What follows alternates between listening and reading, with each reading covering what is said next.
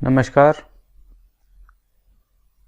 आज के विषय पे हम चर्चा करेंगे माँ सरस्वती के स्वरूप पर। माँ सरस्वती के स्वरूप में आत्मज्ञान के रहस्य छिपे हुए हैं। हमारे सनातन धर्म में भले ही देवी देवताओं का रूप अलग है, लेकिन सभी देवी देवताओं के रूप में आत्मज्ञान और ब्रह्म ज्ञान की प्राप्ति के सूत्र छिपे हुए हैं। माता सरस्वती ब्रह्मा की अर्धांगिनी कही जाती हैं। माता सरस्वती एक पांव फोल्ड करके कमल पर विराजमान है। माता सरस्वती के हाथ में वीणा है, एक हाथ में पुस्तक है जो कि वेद हैं, एक हाथ में माला है और वे हंस की सवारी करती हैं। कहीं कहीं उनको मोर की सवारी करते हुए भी दिखाया जाता है और उनका जो आसन है वह कमल है।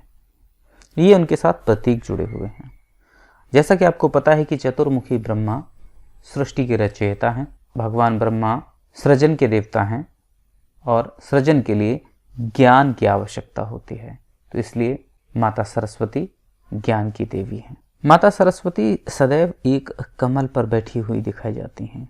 कमल जल में रहते हुए भी जल से अछूता होता है।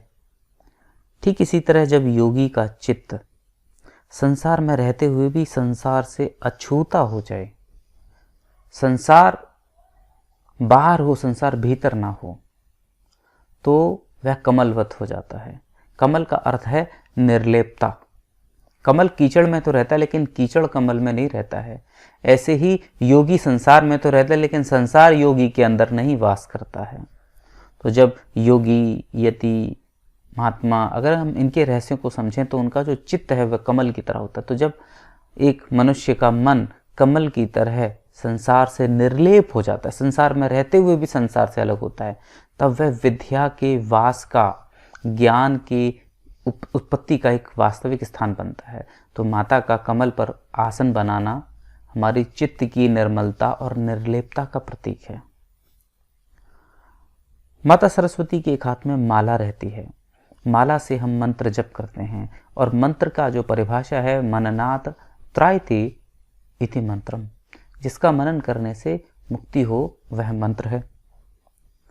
तो मन और मंत्र का सीधा संबंध है। मन जब मोक्ष के मार्ग पर चल पड़ता है तब उसके लिए मंत्र एक माध्यम बनता है। तो मंत्र करने से ध्यान बहुत आसानी से लगता है, सहजता से लगता है और हमारे सामने मोक्ष का मार्ग सहजता से खुल जाता है। हमारे आध्यात्मिक रहस्य प्रकट हो जाते हैं। माता के एक हाथ में पुस्तक है। पुस्तक कोई और नहीं, वह वेद की पुस्तक है। वेद शब्द जो है वो विद धातु से बना है। विद का अर्थ होता है जानना, अर्थात ज्ञान। तो माता के एक हाथ में माला है, यानी मंत्र। मंत्र साधना से मन निर्मल हो जाता है, मन समाप्त हो जाता है, मन की चंचलता समाप्त हो जाती है, मोक्ष हो जाता है। और जब हम उस मुक्त अवस्था में पहुंचते हैं तो सहज रूप से हमें ज्ञान प्राप्त होता है। तो ज्ञान की अवस्था को ही वेद कहते हैं, जिसको प्रतीक रूप में माता के एक हाथ में पुस्तक के रूप में दिखाया गया है। इसमें प्रक्रिया क्या है? इसमें प्रक्रिया है, ये जो वीणा हाथ में ली गई है, वीणा में आपको पता है 7 स्वर निकलते हैं। तो ये 7 चक्रों के जागरण का भी प्रतीक है। ये वीणा हमारे मेरुदंड का प्रतीक है। तो ये मेरुदंड के जो 7 चक्र हैं, जब ये जागते हैं तो वे हमें अज्ञान से समाधि तक का बोध करा देते हैं। माता एक हंस पर बैठती हैं, हंस वाहिनी कहा जाता है। हंस के लिए 2 लोक मान्यताएं प्रचलित हैं। पहला तो हंस मोती चुगता है। मोती अर्थात हमेशा सद्गुणों का चुनाव करता है हंस। जब मनुष्य का मन इस संसार में से सद्गुणों को चुनना शुरू कर देता है तो वह ज्ञान का, अध्यात्म विद्या का पात्र हो जाता है, सच्ची विद्या का पात्र हो जाता है। दूसरा, हंस को अगर हम दूध और पानी मिलाकर देते हैं तो हंस दूध को पी लेता है और पानी को छोड़ देता है। कबीर साहब इसको ऐसे कहते हैं, सारे सारे को गही लियो, थोथा दियो उड़ाए, नीर क्षीर विवेक।